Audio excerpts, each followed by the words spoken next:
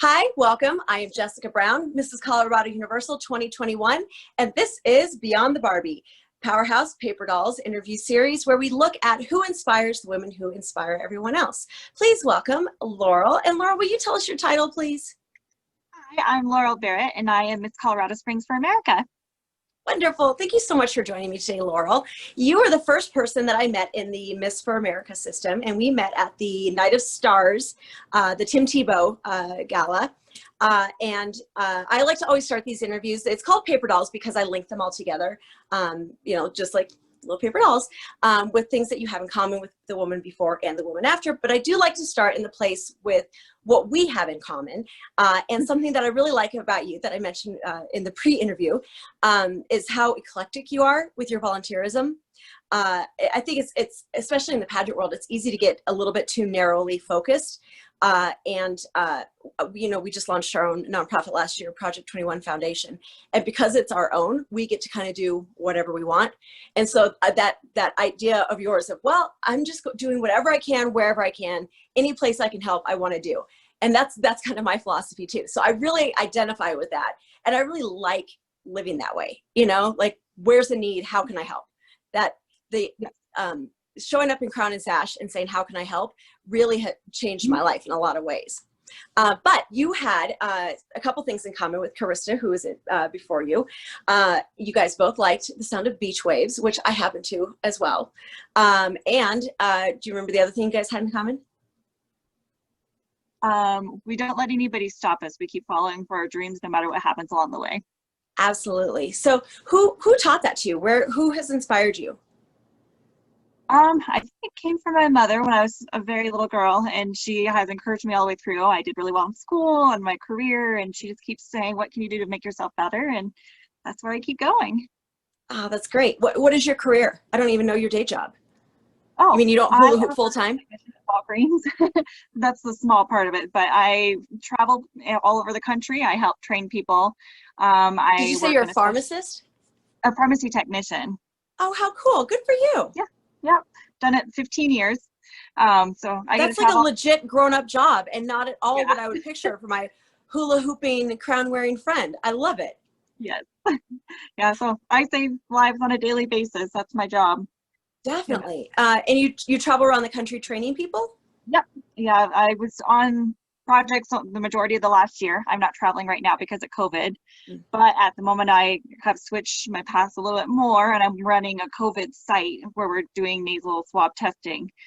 So do you actually do the swabbing? We don't have to do the swabbing. Our site is contactless, so we have the patient roll up their windows, they swab their own nose and roll down the window and throw it at us. Really? Yeah. Interesting. Yeah, and you don't have to have them go all the way up to their brain. It's just a little short. I don't know if I could. I don't do well like doing mascara on other people. So I don't know if I could take it, 5 steps further. So can you tell us about Out of Control Saturn? So my mother actually came up with that name when I was first beginning to hula hoop. I had a whole stack of hula hoops, and I saw how many I could do at a time. And she's like, oh, you look like Saturn. And then all the hoops started flying all over the place. And she's like, and now you're out of control. Oh my gosh, that's perfect. I didn't realize that was your group and your name. Your mom sounds like a hoot. We need to have her on here too. Yes. Did she come to the pageant? Yes, she has supported me all the way through my pageant career. Oh, I love that. And your sister is so sweet. Yeah. Your sister who does your hair. Does she do your makeup too, or just your hair? Just my hair. Just your hair. Yeah, she does a lovely job.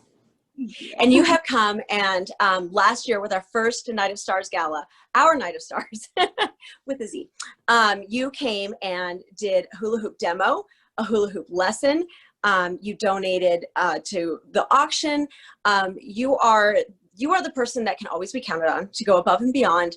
And you have this love of giving, this joy of giving, like this Fibu Buffet type love of giving, and that's really what this series is about. This series is about women who make me want to be a better woman, and trying to find out like what makes you guys tick, so like what gives you hope for the future. Just every day we can wake up and we can make a situation better, whether it's in our own lives or somebody else's lives. So like if I'm at work and I've been working really hard on trying to get somebody's medication approved for days and fighting with their insurance companies, and I get to work and I'm like, oh, it's approved, and I can call them and say, hey, congratulations, we can fill this for you. I love that you to take it me is personally. really You get important. personally invested. Yes, yeah, I really do get personally invested because we hear the people's stories about, well, kind of like you with their chronic migraines, and we like Yeah. being able to help people when we can.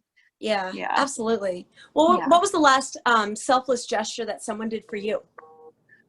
I would say that it would be all my conversion friends coming to my pageant and supporting me in the pageant. Like, we have known each other off and on over the years, but we met last September, and they fully invested in me, and they were like, let's come to your pageant. How can we do this? And they took my pictures, and we had a great time because my mom didn't come up to the day we did all the filming for the pageant.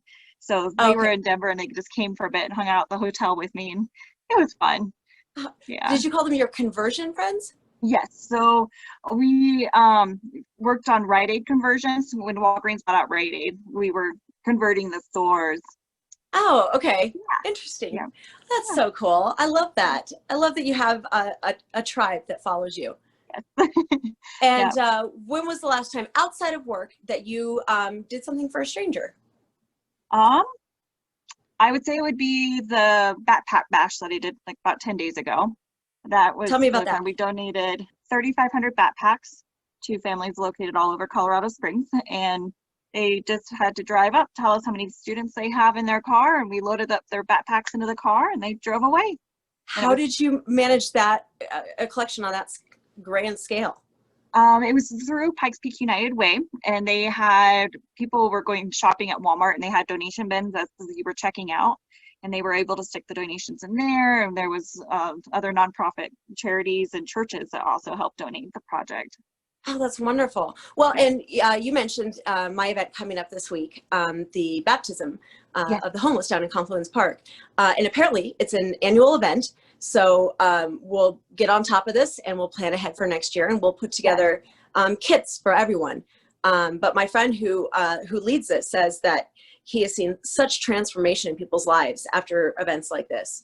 But Quan and I have made it a Christmas tradition to take food and socks and, like little bags, gift bags, down to the homeless every winter. Why don't you and I partner on that as well? Yeah. To help you. And then last year we added in toys for kids who are spending the holidays in domestic violence shelters. And unfortunately you don't get to hand them out, which we were really bummed about. We bought these little elf outfits to go hand them out, Cute. but you're not allowed in. Oh. So we're going to try to plan a little bit more ahead and, go down to, well, who knows with COVID this year, right? Yeah, I know everything is changing. Yeah, by the minute, definitely by the minute. Okay, so how about some fun stuff? What about celebrity crush? Oh, celebrity crush. We'll go with Magic Mike, just because Because of the dancing, or because of the dancing muscles? and the muscles. Yeah. All of the above. All Yeah. right, I approve. If we were allowed to leave the country or the state, where would you go on vacation? I would go to Tuvalu. It's in between Hawaii and the French Polynesian, and it's one of the least visited countries because it's really tiny. Oh, maybe we shouldn't talk about it. We don't want to get the word out. I know. Because now I want to go. Yeah. Maybe I'll have my kid edit that one out. How cool! So it's like this untouched kind of area. Yeah, There's this little island off of Korea. It's like a miniature Hawaii. It's this paradise. It's where all of the Koreans honeymoon. I think it's called like Honeymoon Island. But it's like, it's like up in Michigan. Like there's that Mackinac Island, where there's no cars. Everybody's on it's only horseback. It's like that, where it's just like untouched. I love places like that. Well, where would you live though? If it weren't here, where would you live? That's hard. I lived in Colorado my entire life. I'm a native, but in a dream world, maybe. This is hard. I have the whole world to pick from. Well, yeah, and let's take out the factors of like your friends and family could move with you. Like we're just gonna pick everybody up and just plop us somewhere else. Where would that somewhere else be? Somewhere warm. So I guess maybe Hawaii. We have the beach and the waves, and it's warm there. That has always been my answer. Always. When I was 17, I had I was going to go to Honolulu, and I had a job, sales position lined up at Banana Boat. Remember Banana Boat? Found this cute little apartment that was affordable on the salary. And this was like second semester senior year. And then I found out I was pregnant. And there was no way I was going to take myself and move away from my mom and my grandparents. So I stayed here, and then there's nothing like putting roots down, you know, like having a kid. But I've always just wanted to go back and live. I want to wake up to the beach, you know, like I want to have the whole side of the house that just opens up like an accordion, and I just want to walk straight out to sand. You know? Yes, that sounds beautiful. Yeah, that's, and I was just telling this to Quan, like I want like an old fashioned bicycle with a basket on the front. And I want a bicycle to go get our groceries and to go have coffee and yoga on the beach in the morning. I mean, I can see it all in my head. It's just a matter of getting there. What about all of the appearances you've done? I'm going to ask which was the most fun and which was the most meaningful, and you can answer in whichever order you want. I will start with the most meaningful. It was when I was traveling in Arlington, Virginia in March, and I got to do a wreath laying ceremony at the Tomb of the Unknown Soldier. And it was a big process. I had to have a security clearance to get in there. They lost my wreath the day of the ceremony. They ended up finding it, thankfully. But getting to stand where presidents and all these soldiers have got to stand like down by the actual tomb was just amazing. It was pouring down rain and it was freezing, but it kind of gave me more appreciation of it too, because exactly. That kind of seems like the exact right kind of weather for that in a way. Yeah. So, like, how cool. They stand there all day, every day, no matter what's going on. And then afterwards, they found out I was a pageant girl. And so they let me go down underneath and see where they get to live. And they gave us a little tour. Wait, so you got to lay the wreath without them knowing you were a pageant girl? No, they knew I was. And they actually introduced me as the wrong name. They introduced me as Claire Bartley. I don't know who Claire is, but hey, Claire. But it was one of those things, like he said it with such authority. I was like, I need to change my name. But then it also kind of goes. Oh, gee, he must be right. I've been wrong all these years. I know. I always say that with my students. I say, if you mess up, do it with such authority that the rest of the dancers question whether or not they got it right. Yeah. Well, he also said I was Miss Colorado. I kept going, spring, but it's fine. Yeah. So that more times than not, they get the titles wrong. It's just, it doesn't make any sense to people outside of the subculture, you know? Yeah. Well, and it doesn't really matter too, because it doesn't matter ranking at the Tomb of the Unknown. So it kind of just kind of blended to with the whole theme. So I'm like, okay, I'll be Clara today. So there's quarters underneath where the soldiers stay on site? Yes. Yeah. They live there. Yeah. And they rotate every hour on the hour. And they do, I don't remember how long. It was maybe a year that they live there, and then they bring new people in.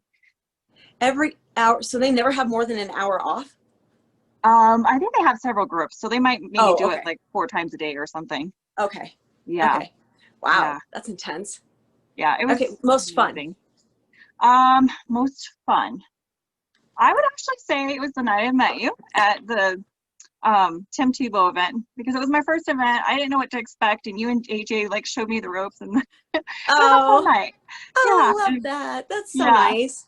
Yeah. Well, that's what I love about pageantry. It's truly the sisterhood. You know, some of my best friends have come through this, and my sister, who's in New Orleans, I can't remember what she was needing. She needed something for her work. She had stuff that needed to get done, and I was like, call the pageant system near you. You know, like she needed help with some elderly something or other. I was like, that's what pageant girls do. Like we pick up slack anywhere where we can help. That give it to a pageant girl.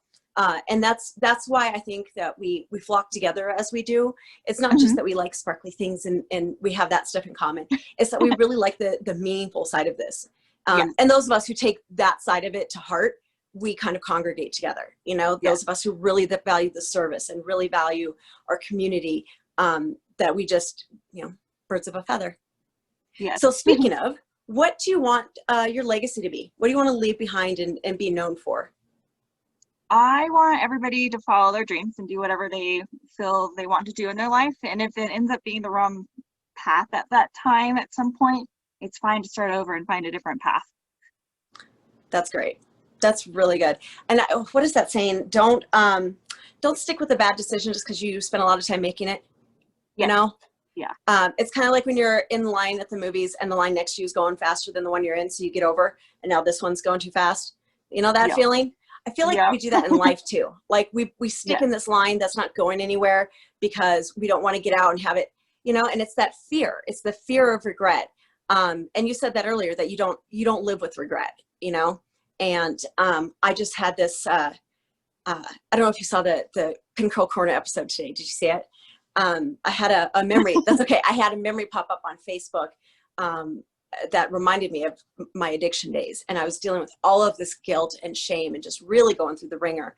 And then I had an opportunity come up where I might be able to be a living liver donor for somebody in need, which is a covenant that I made with God when I asked for sobriety. So if you just get me sober, I promise I'll do this. And it was immediate. Like I got reminded of how bad the addiction was.